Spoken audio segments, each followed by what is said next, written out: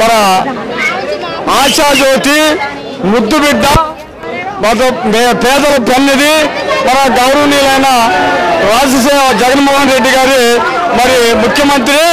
అలాగే మనకు doctor BR Ambedkar రాసిన రాజ్యాంగం ప్రకారంగా ఏవైతే మనకు తూచా తప్పకుండా అదే రాజ్యాంగాన్ని పాటిస్తూ మరి మనకు పేదలకి మరి అన్ని మేలు చేస్తున్నారు. కాబట్టి ఇప్పుడు మనకి ఎడ్యుకేషన్ పరంగా చూసుకుంటే మనకి పేదలకి ఇది చదువు కావాలి, మెయిన్ ఇంపార్టెంట్. చదువు లేకపోతే దేనికి పనికిరావు. ఇప్పుడు ఎడ్యుకేషన్ పరంగా ఇప్పుడు చదువు కావాలి పిల్లలకి అని చెప్పేసి అన్నారు కదా. ఇప్పుడు ఏదైతే ఉన్నారో జగన్ వచ్చినాక ఒక ప్రభుత్వ విద్యార్థులు ఐక్యరాజ్య సమితి పోయారు. మీకు ఎలా అనిపిస్తుంది? చాలా గ్రేట్ అయిన విషయం, గొప్ప విషయం. ఇది జగన్ బాబు గారి పార్టీ కాదు, ఇది పేదల పార్టీ.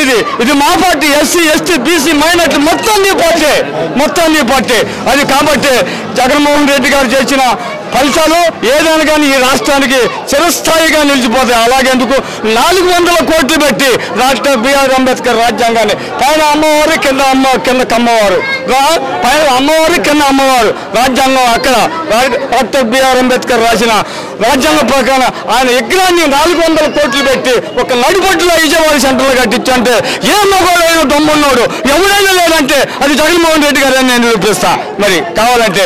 కాబట్టి మనకి ఇప్పుడు వాళ్ళు ఎన్ని పార్టీలు ఉన్నా ఇదిగో తెలుగుదేశం కానీ బీజేపీ కానీ జనతాదళ్ కానీ సిపిఎం కానీ మొత్తం కానీ ఏది వచ్చినా ఏం చేయలేరు. కాబట్టి వాళ్ళ మొత్తాన్ని సంఖ కట్టుకొని వచ్చినా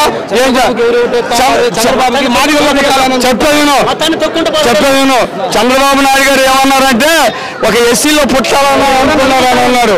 అంటే ఎస్సీలు అంత నీచ ఎక్కువ వల్ల, అంత జాతి తక్కువ వల్ల, నీచాచమైన వల్ల ఒక దళితుడు రాజ్యాంగం రాసిన ప్రకారంగా నువ్వు రాజ్యాంగం చేస్తున్నావు. ఇంకా 4 రోజులు పోతే ఈ దళితులు కాదు నేను రాజ్యాంగం రాశానంటో అది కబద్దార్ జాగ్రత్త. కాబట్టి ఇప్పుడైనా సరే నువ్వు జాగ్రత్తగా మాట్లాడి, అంటే జగన్ చంపితే నువ్వేం చేస్తావన్నావు, జగన్ నువ్వేం పని చేస్తావన్నావు. ఒక కమిషన్నిగా అట్లా చేస్తే నువ్వు ఏమైపోతావో నీకే తెలియదు. జనం అలాగా ఇప్పుడు పట్టుకున్నారు. మా నాయకుడు అట్లా కాదు. మా నాయకుడు నేర్పిన విద్య అంటే మాకు నేర్పిన ఎదగవాడిని కూడా ఏమనకూడదు. కులం లేదు, మతం లేదు, ప్రాంతం లేదు, అన్ని మొత్తం నాకు ఓటు అయిపోయినా కానీ వాళ్ళకి ఏమన్నాడు ఇచ్చాడు కూడా. ఆల్రెడీ 99% రాజ్యాంగాన్ని ప్రకారంగా అమలు చేసి తీశారు. నువ్వు ఒక్కటేం చేసావా? ఏం చేయలేవు నువ్వు. ఈ రాజధాని కావాలన్నా రాజధాని ఎవరికి కావాలా? నీకు కావాలా? నీ సామాజిక వర్గానికి కావాలా? నీ కమ్మ సామాజిక వర్గానికి కావాలా? రాజధాని మాకు ఎక్కడ కట్టించాడు. ఇంటికోవాలి రాజధాని, ఊరుకోవాలి రాజధాని, ఇంటికోవాలి రాజధాని, ఊరుకోవాలి రాజధాని. ఇక్కడే మాకు రాజధాని, ఇదే రాజ్యాన్ని, అది రాజ్యాన్ని అవసరం లేదు.